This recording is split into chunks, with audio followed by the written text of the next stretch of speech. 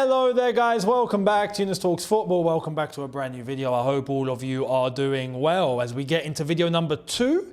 And a little bit more of a roundup based on just like the day and the football and what we saw today, because there's been a little bit of news, but I'll get to that at the end. But we're also going to give some reaction. Now, I gave reaction earlier on in video number 1. Go and have a look where we did speak about Tottenham versus Man City, or actually Man City versus Tottenham, where Man City lost 2-0 to the not so mighty Spurs, although today they bloody played mighty, and got the job done at the Etihad. So go and have a look, as well as some other pieces of news that I went through in video number 1. So go and have a butcher's, much appreciated. Subscribe, notification bell on. We're going to start off with Arsenal, because that was the early kickoff. Arsenal was the late kickoff, and Arsenal was the 5:30. And there's definitely a couple of things that have to be mentioned because of that performance and because of that game overall, whether before or after. So we're going to start off with what went on before. Beforehand, we had the official unveiling of none other than Eze to Arsenal. Yes, he has officially signed. He's officially a Gooner. And here was the unveiling. So it was only ever Arsenal, according to Arsenal here. And a boyhood gunner, our new number 10, welcome home, Ebre. And there we are, with Ian Wright in the video as well, which makes absolute sense. Now, I have to say, right, if you go and watch this whole video, it's actually a banger. Yeah, I'm not going to be, you know, one of those fans that goes, crap, just because it's Arsenal. Like, no, it's a banger unveiling video. They got Ian Wright because Ian Wright went through the same thing. If you go back in history, you'll see Ian Wright played for a long time at Crystal Palace, and then he went from Palace to Arsenal.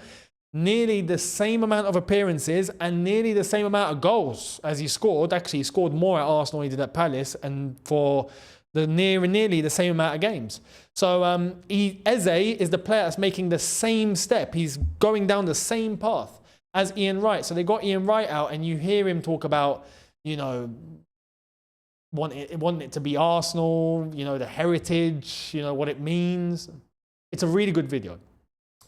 But I have to contest something. Yeah, I have to contest something. Because what it says here is, it was only ever Arsenal.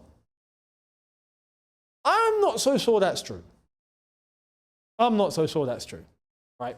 And I want to cement this just to make a point on the modern day footballer, right? Because I feel like it's important. I feel like we as fans ask for this one trait, and I feel like many fans still expect it when the reality of the game tells us that it's not as alive as it once used to be.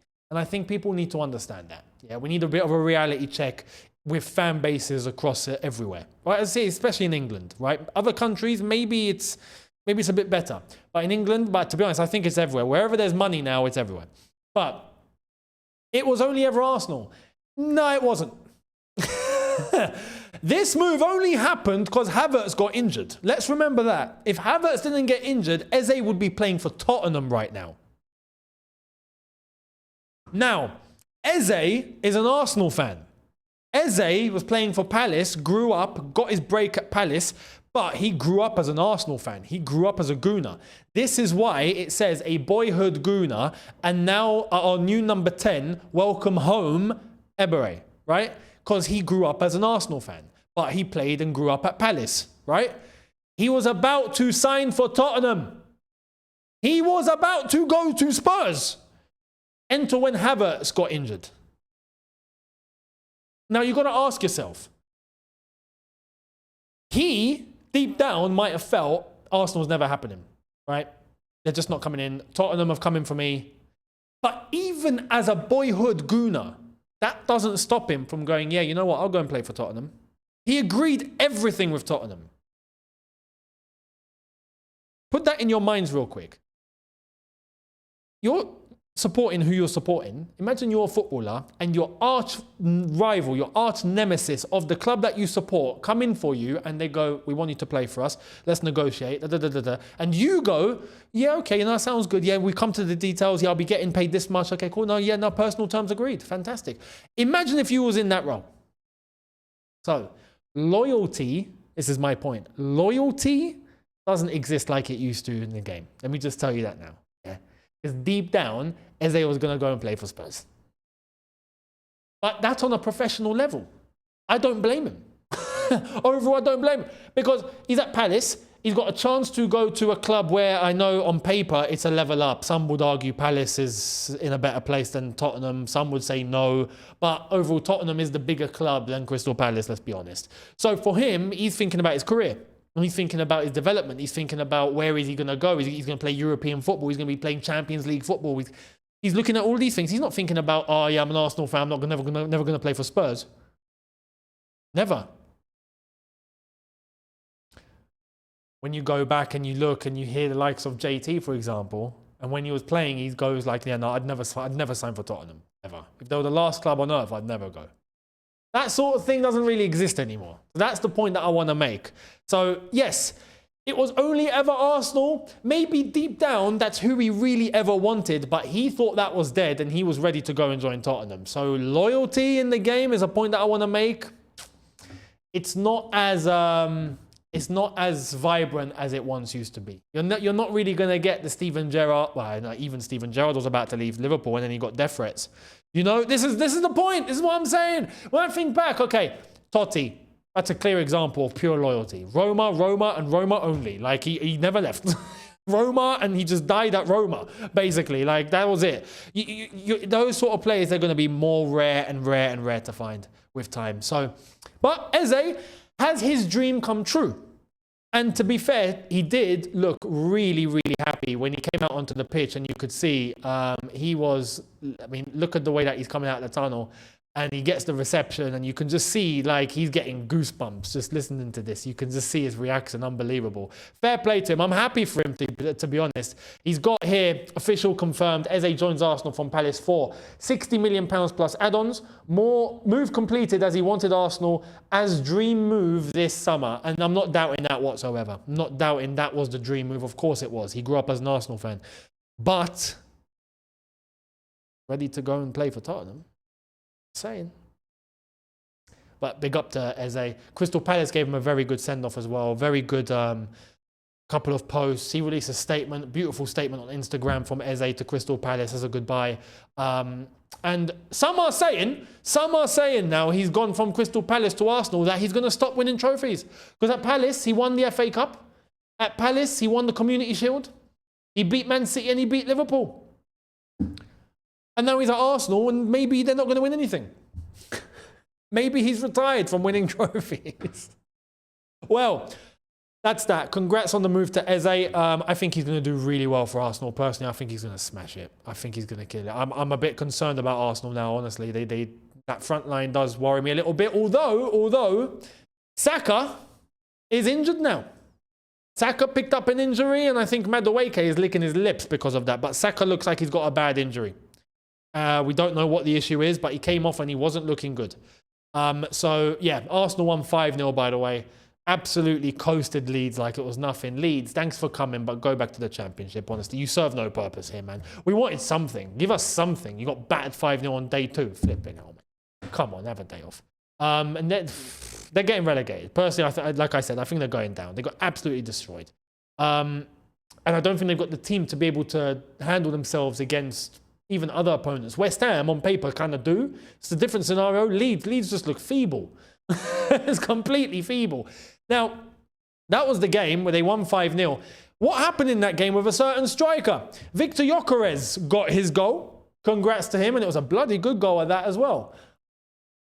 But that's not what the headlines are all about. The headlines are about his celebration. Did you see it? Hairflicks. Gyokeres watches Lee Gunner confirmed. Honestly, Lee Gunner walked so Gyokeres could run. That's how I'm looking at it, man. The amount of times Lee used to go on about Odegaard and all that. Oh, hair flick. Look at the hair flick. It's just like expected hair flicks. You know, like, don't forget XG and all that expected hair flicks. Gyokeres scored, and a great goal at that. Ball on the left-hand side, cuts himself inside. He gets 2 defenders, goes in between them, gets himself exposed into the gap, uses his strength, hits it, bottom corner, beautiful goal. Solo goal, didn't need anyone. That's the power of Gyokeres. This is why I like the striker a lot. I would have had him at Chelsea. I think we'll be good, to be honest. But Gyokeres is a top striker, man. And he went straight to the camera because Lee was talking about him and hair flicking. He went to the camera and was like, so he clearly watches Lee. Lee's going to blow up because of this now, I can tell. That's hilarious, man. Anyway, expected hair flicks from Gyokeres as much as his expected goals today. Both looking good. Let's move to Chelsea. Before we wrap up, we've got a couple of things in the news. An update on the whole Chukwuemeka and Anselmino thing. Here it is. So, Borussia Dortmund are confident to get Carney Chukwuemeka and Aaron Anselmino deals done by Monday. Fee confirmed since Friday, 20 million euros plus add-ons for Chukwuemeka. Loan with no option to buy for Anselmino.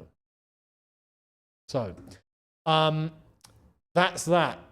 Monday is the day where we get these moves happening. That means more money coming in. That means Anselmino goes out on loan and we get to see him develop for a whole season. Fantastic. Good luck to him. I hope he smashes it out there. And then we're all looking at Nkunku and Jackson at that point. Listen, we're going to be heading towards deadline day. Deadline day? When is deadline? Saturday. Is it Saturday? Is deadline? Hang on. Let me get the map out. Sunday. Oh, it's next Sunday. No, it's... Does the transfer window end on the 31st or the 1st? I need to go and check. But anyway, transfer window's ending next week. We need to get a move on in the first part of the week that begins Monday, Tuesday. We need to get a move on. And then, you know, Wednesday, Thursday, Simon's Garnacho comes in. Then boom, we've signed them and that's that. Knowing Chelsea, we're going to wait till deadline day. I can see it from a mile away. And I'll explain why. Because on deadline day, the news is bigger. On deadline day, it's a case of, oh my God, like, no, before that, oh, Chelsea have got Simons. On deadline day, it's Chelsea have got Simons. Like, it's just on a marketing level, on an exposure level, it's just on a branding level, deadline day hits. So I wouldn't be surprised if Chelsea, even though they know the deals are going to get done, they will just purposely wait for deadline day just because of marketing. I wouldn't be shocked because it means more money. That's just the reality. I don't think Chelsea are exclusive to this, by the way. I think everyone is. I think whoever can wait to get their deal done on deadline day will wait to get it done on deadline day just for that point alone. But you run the risk of something going wrong and not having enough time to rectify. You don't want to run that risk either. So you've got to make sure everything's in place. We'll see what happens. Anyway, deadline days are going to be approaching. We'll be doing coverage of it on here. So make sure you're all subscribed, notification bell on. And to end, I've got this. We heard in the press conference, Nuno of Nottingham Forest actually revealing that his relationship with the owner, Marinakis,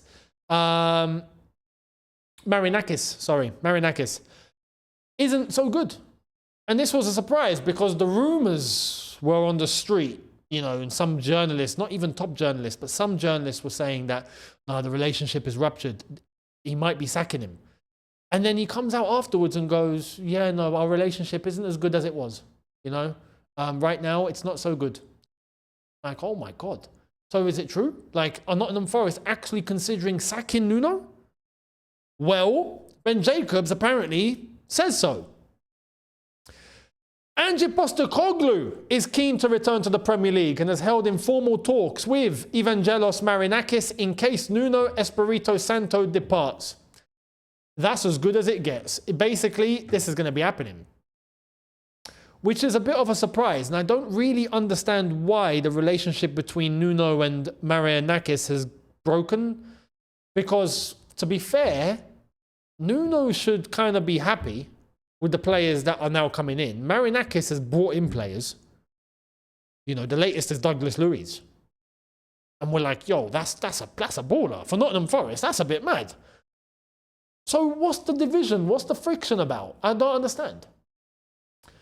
Ange Postecoglou, with his record now, and I said this before, you know, to leave Tottenham at the moment that he did was perfection because he come out as a Europa League winner. He won Tottenham Hotspur an actual European trophy, which is unheard of since back in the day. And he looks like a god, respectfully. He comes out of that looking so good. He can now have some sort of say when it comes to clubs like, put some respect on my name. Would Nottingham Forest turn to Ange Postecoglou? Maybe Nottingham Forest will be the FA Cup winners in the year 26-27. So not this season, next season, yeah, because he always wins something in his second season, doesn't he? Well, maybe Postecoglou wins the FA Cup next year. You never know. He probably would do. He done it with Tottenham. If he can do it with Tottenham, he can do it with flipping Accrington Stanley, as far as I'm concerned. Tottenham's the hardest place to do it. He's done it. So I wouldn't write him off. I'll tell you that now. Is this good for Nottingham Forest? There's one part of me saying yes, and there's another part of me saying no. I think they would be so much more expansive. I think Nottingham Forest will really come out of their shell and start playing some really good football. But we know, Ange, they'll be so exposed at the back, it'll be ridiculous. It would be stupid. Nottingham Forest playing the highest of lines. Like, that's probably what would go down. We'll see if this move's going to happen. Do you think it would be a good move for Nottingham Forest or not? Or do you have anyone else in mind? Let me know down below. It looks like Nuno could be on his way out. Anyway, we'll see what happens. Let me know your thoughts down below. Subscribe, notification bell on. Don't forget, comments in the comments. I'll be here for another double tomorrow, so make sure you guys are here for it. And I'll see you then. Look after yourselves, people. See you lot tomorrow. Take care and peace.